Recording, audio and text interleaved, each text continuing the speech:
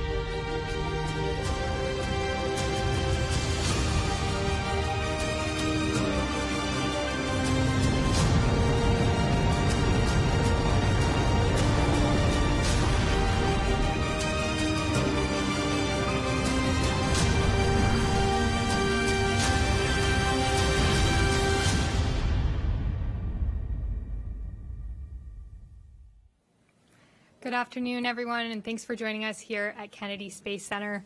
I'm NASA Press Secretary Jackie McGinnis, and we're joined today for an Artemis update by NASA leadership and our Artemis II crew. They just got a first look at the spacecraft that will take them to the moon. And unfortunately, we only have 45 minutes today for this briefing, so we'll try and keep it short.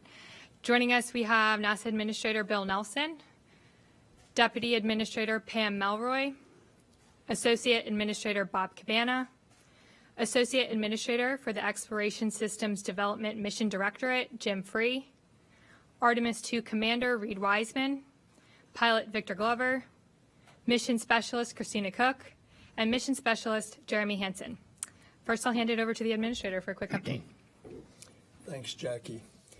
The fact that the crew has seen their spacecraft now, this is another major step of us going back to the moon.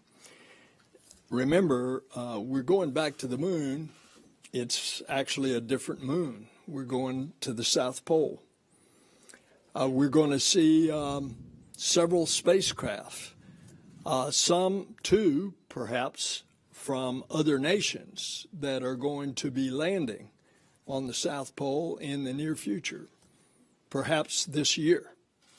So there's a renewed interest in the moon. And of course, it's there because the potential of water.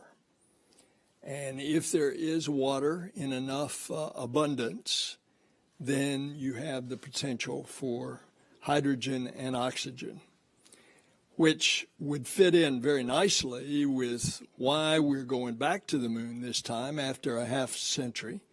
We're going back to learn to live in a deep space environment for long periods of time so that we can go to Mars and return safely.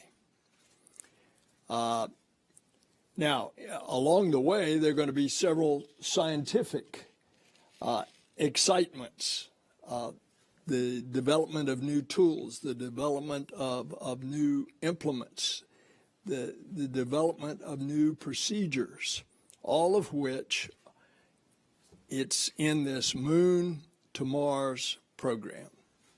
And that's the goal. We're going to venture out into the cosmos. We go back to the moon this time in a different way.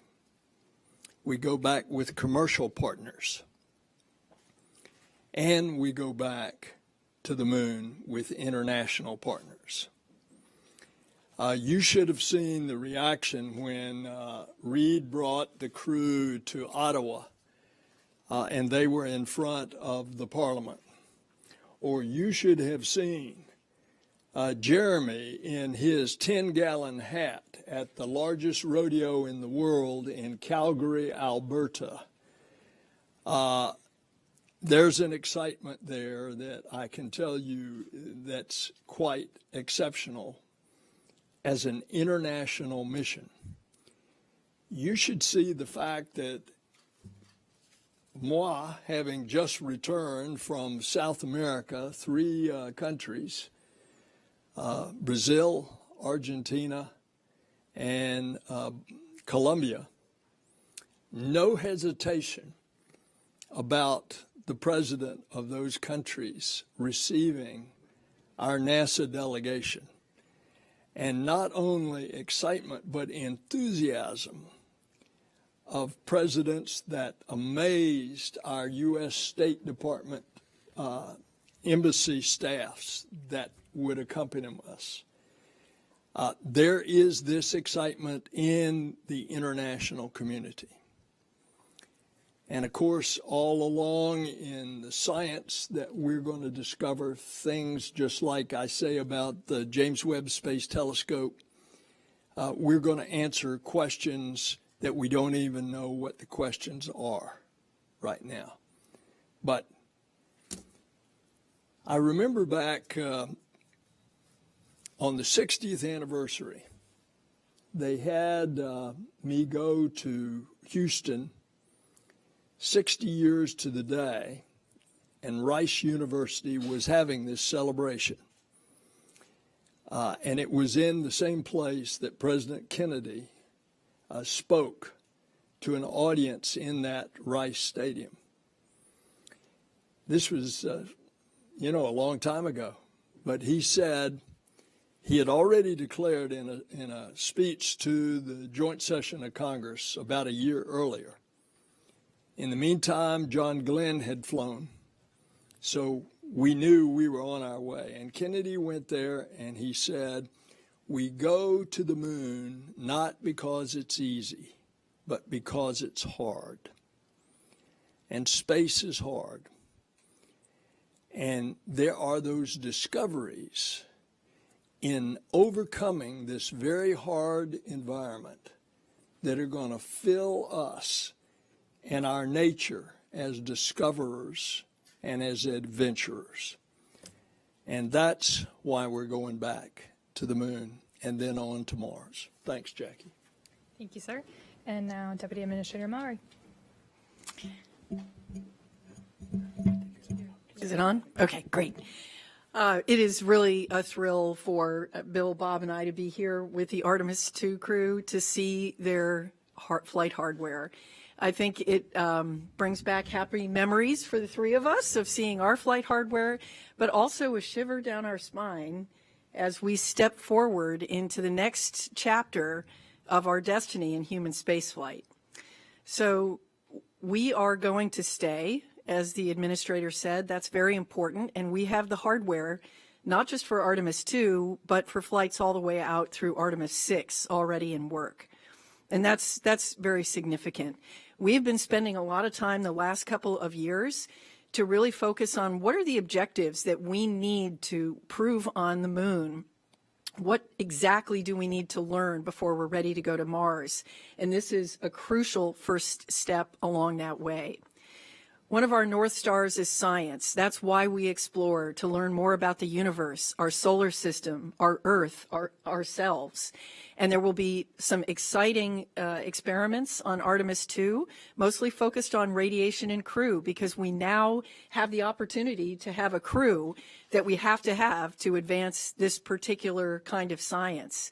But I do want to say for a moment, personally, as a test pilot, how important this mission is for test flight. All the things that we want to do with this vehicle, we have to understand that vehicle and its capabilities and push its envelope in order to achieve all the things that we hope to do with it in the future.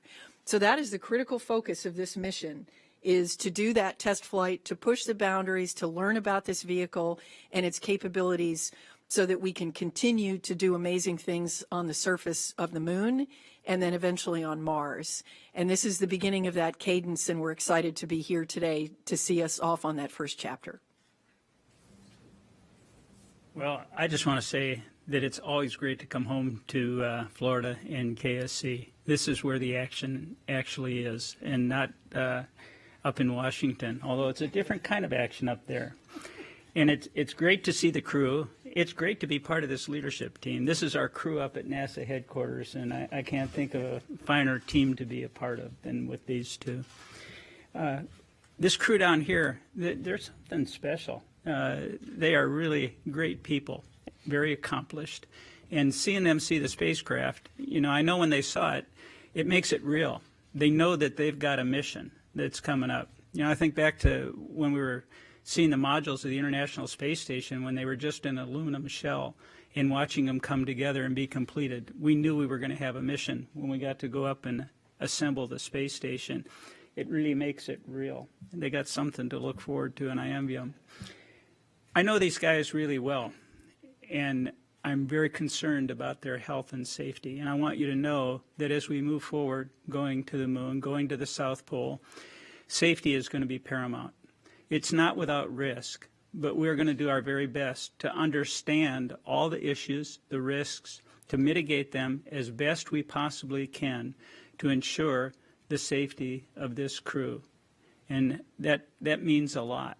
And I want you to know, having lived through Challenger as a young astronaut candidate and through Columbia in a senior leadership position, we're going to do our absolute very best to ensure that when they strap in, we have done all that we possibly can to ensure their safety. We're learning a lot from the first Artemis test flight, Artemis 1, and that's going to help prepare us for Artemis 2. And Jim Free, my good friend who's leading this exploration effort for us, will share more about that. It's great to be here. Thanks. Thanks, Bob. Good afternoon, everyone. Great to be here. I guess I'm my own crew here because there's a crew there and a crew there. No, it's really great to share with you where we are with the hardware. We recently, towards the end of July, completed our post-flight assessment review from Artemis 1. That's where we go through all the mission objectives, look at open items and anomalies, and trying to decide if we're on the right path for Artemis 2.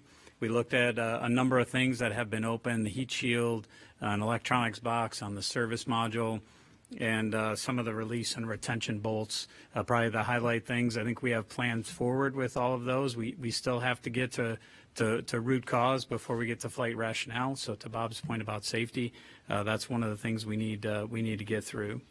As far as overall, we're still working towards the end of November for 24 for Artemis 2.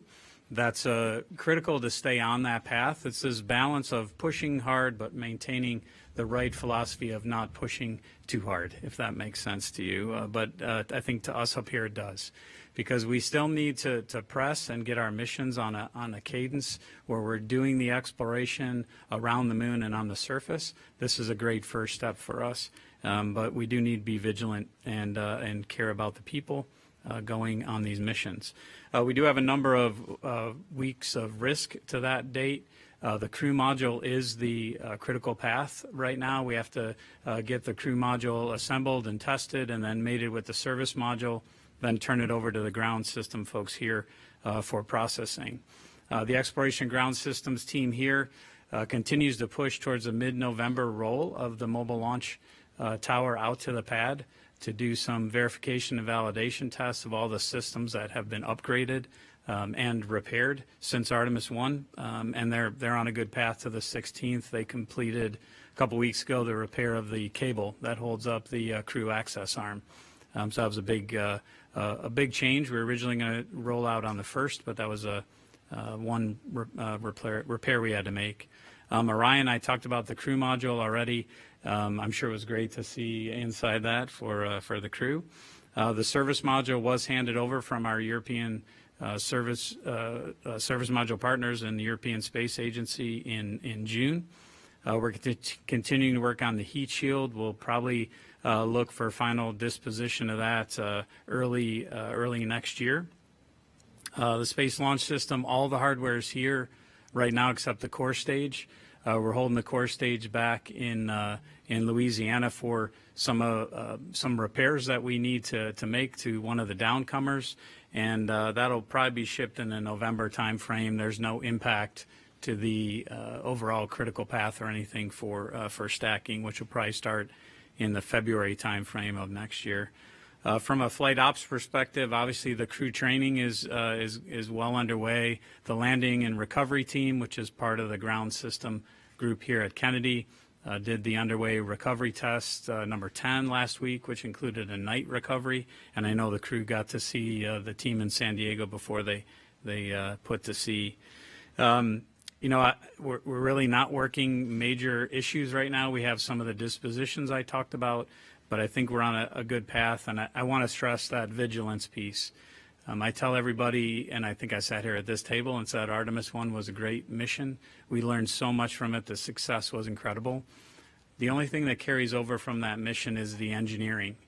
We're using all new hardware, so that vigilance of putting that hardware together and calling out when things are not right or there's a concern is really important, because these 4 folks next to me here depend on us to do that. So that'll be a focus of the team, and look forward to talking to you as we head closer to Artemis 2. Reed? Awesome. Thanks, Jim.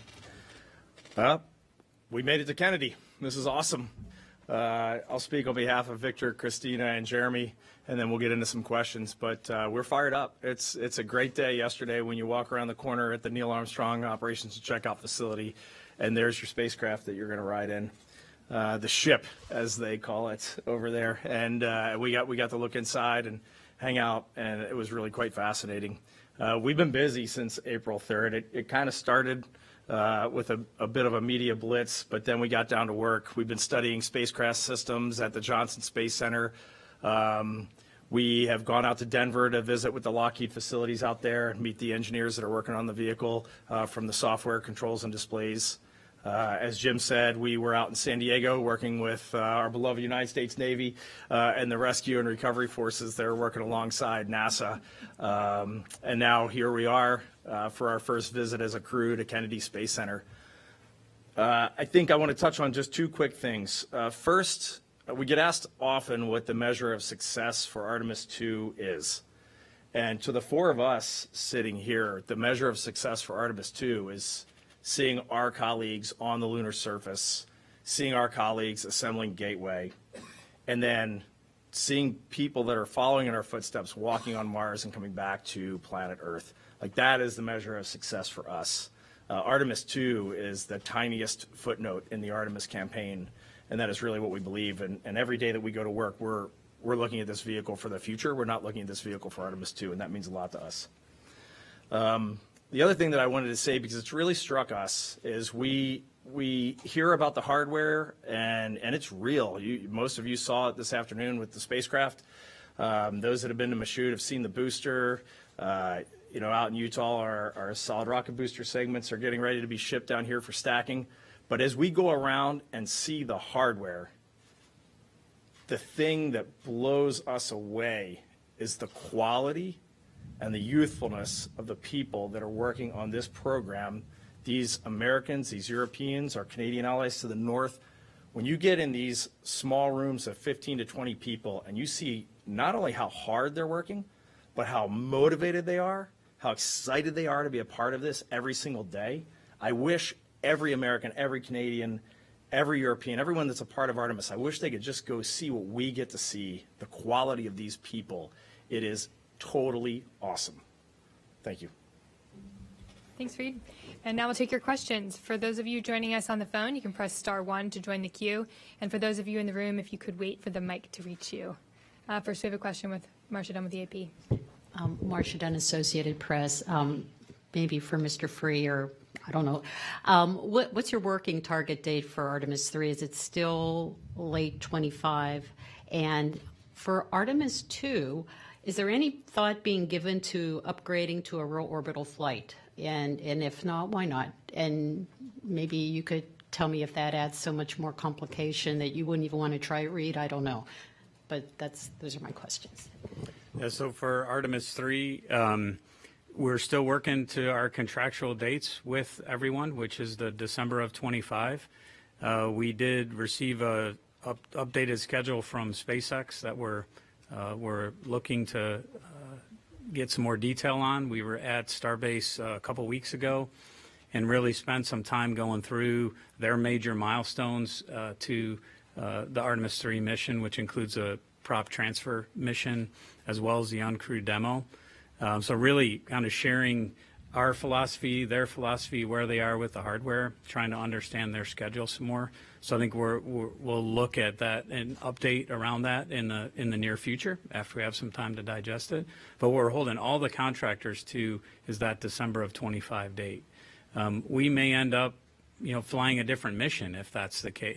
If we're have these big slips out, we've looked at can we do other missions if the possibility exists there. But right now we're still trying to look at their schedule.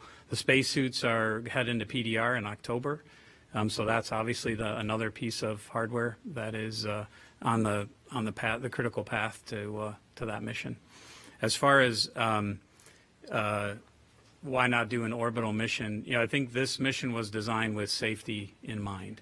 So we're going to spend that 24 hours in Earth orbit. That was the first gate of can we get all the systems checked out before we're committed to go to the moon. So that was the first aspect of safety. The second was what can we do to make sure that we can get the crew home safely, even if we lose all the propulsion capability on the Orion main engine. So we're going to do that burn and do the lunar gravity turn so we don't have to take that risk. So everything about risk, even the crew size, we try and focus on what's the right crew size for all the tasks that we have to do versus the risk that we put them at to fly the mission.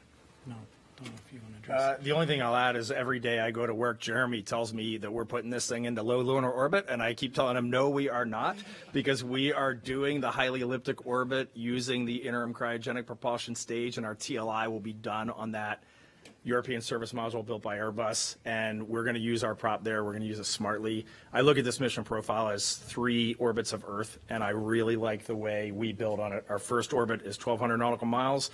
We get that first 90-minute checkout of spacecraft systems, and if there's something that our mission control teams in Houston don't like, we come home.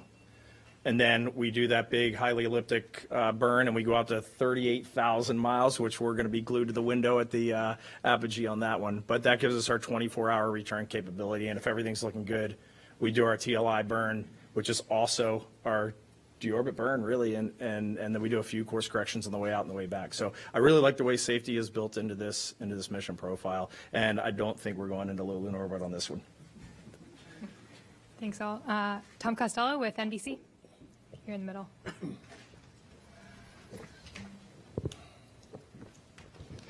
Hi, well, congratulations on a great day. Thanks for inviting us down here. Senator Nelson, to you, there is some discussion about the fact that America isn't the only one aiming for the South Pole right now. Potentially, you've got the Chinese also targeting the South Pole and maybe even the Russians. Can you give us a sense of what is in play here in terms of the geostrategic issue and needing to get to the South Pole? And is this a competition to see who gets there first and who would have access to that frozen ice, to the water? We're in a space race with China. You see the actions of the Chinese government on Earth.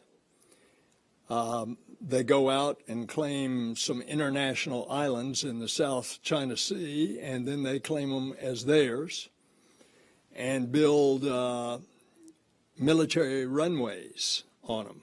It's called the Spratly Islands. So we want to make sure that the ideals of the Artemis Accords, which now have 28 countries have signed, and there will be others that will be shortly following, those ideals that we have the peaceful and cooperative uses of space together internationally. That's basically the framework of the Artemis Accords. So naturally, I don't want China to get to the South Pole first, with humans and then say, this is ours, stay out, like they've done with the Spratly Islands. You look at pictures of the South Pole, it's not like what you saw where Neil and Buzz were landing, constantly lit from the sun, a few craters here and there. The South Pole of the moon is pockmarked with deep craters.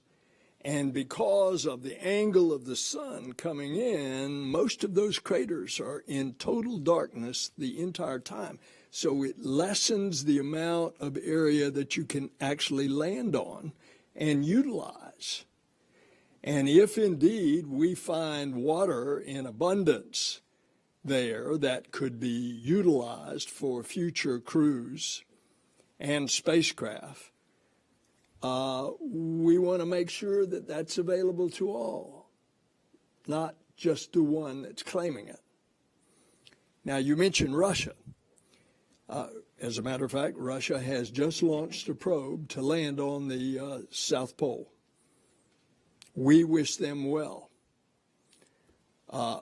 As you know, we've had a cooperative relationship with Russia ever since 1975 in Apollo-Soyuz. We built the space station together. We operate it together. But I don't think that a lot of people at this point would say that Russia is actually ready to be landing cosmonauts on the moon in the time frame that we're talking about, going to the moon, or that possibly China would be. And so I think the space race is really, Tom, I think the space race is really between us and China, and we need to protect the interest of the international community for exactly the reasons I've laid out. Thank you, sir. Next question, Kristen Fisher with CNN here in the front. Thank you. Jim, my question is for you, and I just want to follow up on Marcia's question about the timeline for Artemis 3. Back in June, you said that you were really concerned that SpaceX's Starship won't be ready in time and that it could push the first launch attempt into 2026. And so I'm curious, after your trip to Starbase, has that level of concern grown, diminished? And if you can give us any insight into what your conversations with SpaceX are like right now. Sure. So I don't. They need to launch, as I said back in June. They need to launch multiple times, not just for us, but for them. And then they need to launch multiple times for us. So we really want to see them find the success in their launches, including the next one, which I know they had a booster fire for the other day. I think my concern is the same because they haven't launched. And now our insight that we got from our visit there was tremendous. We really spent, I think it was a 12-hour day. We got to see some of the hardware, but most importantly, our teams had the chance to talk and go through the details of that cryogenic propellant transfer mission, the ship-to-ship transfer, which is the next big milestone in our relationship with them. It's a kickoff for one of our design reviews. We got we were able to convey for them the importance to us of talking about the whole picture. The administrator, I think, gave you the big picture. We need to talk about what it takes to get those people on Artemis 3 to the surface. They're excellent at their technical details, and I think just continuing to grow our relationship beyond commercial crew in this area, conveying why it's important for us to see that end-to-end schedule. We have the other elements coming together. That's another concern for me. It's Starship doesn't exist by itself. There's interfaces for our suits. So our suits contractor has to understand the interface and the design and the emulators and simulators that are ready for that. Similarly for Orion, we need that interface to be worked. So I think we have a better understanding in the big picture, our relationship, our needs. But we know they've proven that they can make great progress. I'm sure they will continue to do that. But as I said to Marcia's question, we really are trying to get in the details of that schedule, because when we come up with a date, December of 25 or whatever that date might be, we want to have confidence for our teams that we all have a realistic path to get there. Thanks, Jim. Next, we'll take a question from the phones. We have Joey Roulette with Reuters. Thanks, Jackie. Just to follow up on that last question for Jim Free, you had mentioned SpaceX sent NASA an updated schedule. What did that schedule propose? Did it propose backing off of the December 2025 date and doing it sometime later? Based on what you've seen now, I know you're, at NASA still evaluating things. What do you think is a realistic date for that mission based on what you know now? Thanks. Thanks, Joey. I think my mom's probably watching this and she'll say, never did I think that Jim would get more questions than the astronauts on the panel. I think our teams are really trying to understand. I'm not going to give you a date, Joey, because our teams are trying to understand what are those trades. So we obviously have to go through a contract change when we make this, because we had a contractual date with SpaceX. And we need to understand where the pressure points are that they have, where our needs are with some of the emulators, simulators, and interfaces that I talked about, and then decide what's the realism of that. We don't want to kind of zero margin schedule. We have to understand what the margin is in all of this. So in order to do that, our teams have to interact. That meeting at Starbase I talked about was one of many. And then I think we'll come out in concert with the leadership team of the agency and say, hey, here's where we think it's realistic, what that date is. Thank you very much. Next question here in the middle.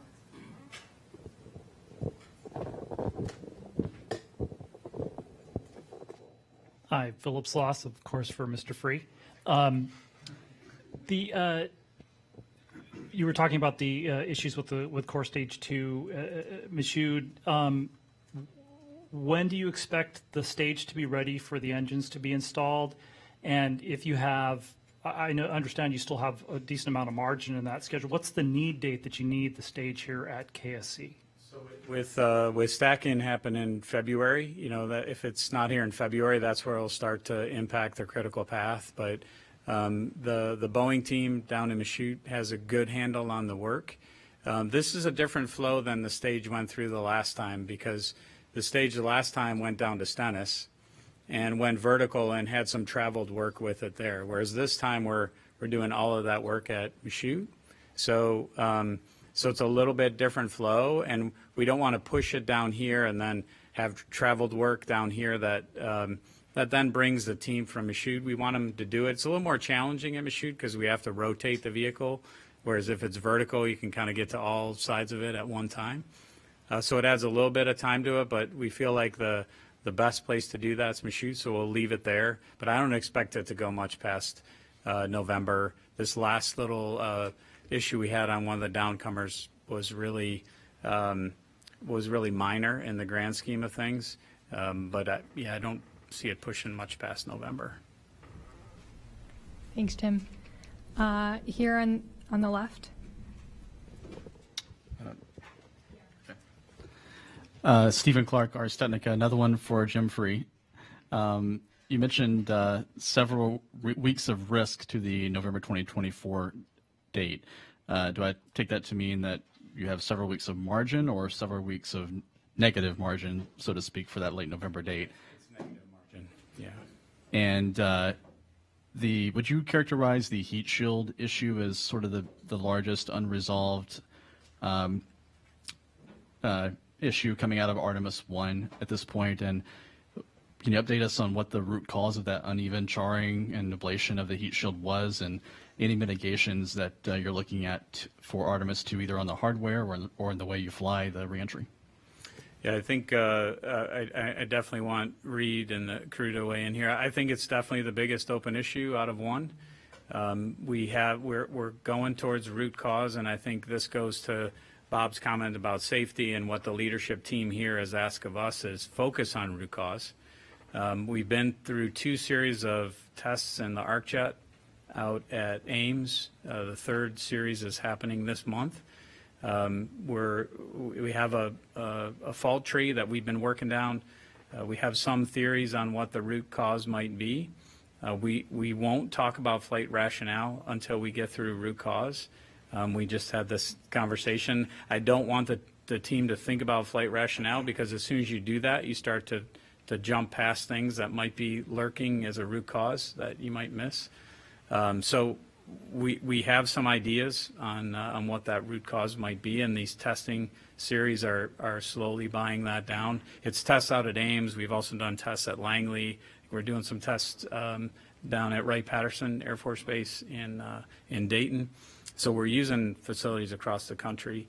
I think we're on a path to that root cause with the final disposition in April, and of course that's got to come up all the way through the agency. Our technical authority is a big part of that. The crew hears about it. I think they said they just heard about it yesterday, so they're heavily involved. Obviously we're going to make the right decision to keep them safe. If that decision is we have to do something drastic, then we'll do that. But right now we're on a path to press to get to the root cause, and then we'll make the final determination from there. I don't know if you want to add anything to that, Reed. I think you did a great job touching on it, Jim. And every time you see me coming, you take a step back because I'm coming about heat shield. But we really have a lot of really strong trust in this team. We have some really talented researchers and engineers looking at the problem, and I know we will find the right solution. And for sure, this crew, we're not going to launch until we know we're ready, until our team knows that the vehicle's ready.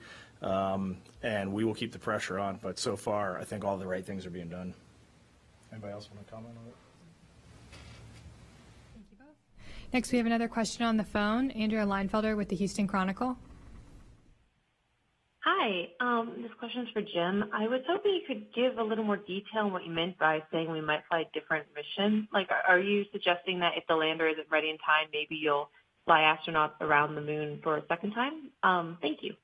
I think we're always one of the things Pam talked, and I'm not going to get her words right, so I won't even try. But a few months ago about what we learned from ISS. I think one thing we learned from ISS is to make sure we're flexible so we keep human spaceflight viable. And one of the things that ISS did was really look at the assembly sequence as hardware was available and it wasn't. I think it's incumbent upon us to do that. That's what I was referring to, is we're trying to look at all the missions we could fly to keep learning. We may fly 2 and want to fly a different mission for 3 because we want to understand how the system works better. I don't want to look at it as a negative of, hey, we might not fly 3 the same way. For me, it's continuing to learn to do exactly what Reed said so that eventually we're putting humans on Mars. We're not going to accomplish everything in one mission. We shouldn't expect to. What we should do is expect to fly it safely and advance our cause of understanding, to do our science, but cause of understanding of our vehicles and systems. Thanks, Jim. We have another question on the phone from Sarah Derry with Radio Canada. Sarah? Le vaisseau Orion, comment ça s'est passé aujourd'hui? Peut-être un mot sur ça, s'il vous plaît. I'll say a couple words in French and then in English so it's understood here as well. But pour moi, c'était incroyable de voir la capsule Orion pour la première fois. C'est la première fois que j'ai vu dedans la capsule et c'est magnifique. Et seeing the capsule for all of us sent shivers down our spines as we saw it for the first time inside, and real flight hardware made a real impression. And something that it's kind of stood out for me over the last couple months as we've been getting into the systems, digging in deeper to the systems, is that I already knew going to the moon was hard. Administrator, you talked about it. Kennedy talked about it. That's why we're doing it. I already knew it was hard, but boy, it's harder than I thought. As I start to look at all the systems and all the people trying to get to the solutions that we need to really get to the moon and get back and still be breathing when we land in the Pacific Ocean, it makes an impression. And when we're talking about timelines and stuff, what's so obvious to all of us behind the scenes when we see it day to day is the success is not in the final solution. It's not in the touchdown or the launch date. The success is in the learning that's happening like right now. Like learning is happening right while we're sitting here in stuff that is going to serve us on our ultimate objective, which is to get to Mars. Here on the right, do you say? Yeah, E. Gallup with Florida Today, USA Today. Just a quick question. You talked about training and testing. What do you guys do to relax? What are you doing to kind of mentally prepare for going on this mission?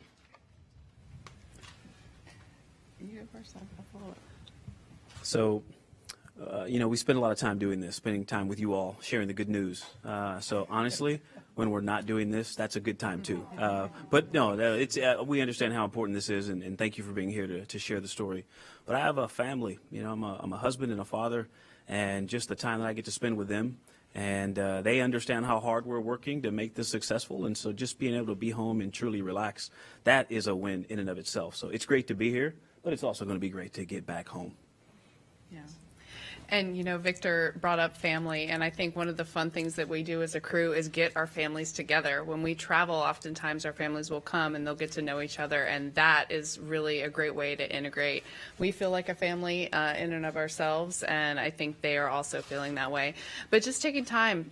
Last night, for example, on this trip, we found a restaurant, and the four of us went out to dinner together and had a great time, just, camaraderie and spending time together. So all the normal things, just like we'll have those group meals in space in the Orion vehicle. We're doing it here on Earth to prepare for getting to know each other and all that trust and relationship building that's going to be needed for ultimately the successful mission that we're going to do together. And I'm hearing whispers or question about which restaurant.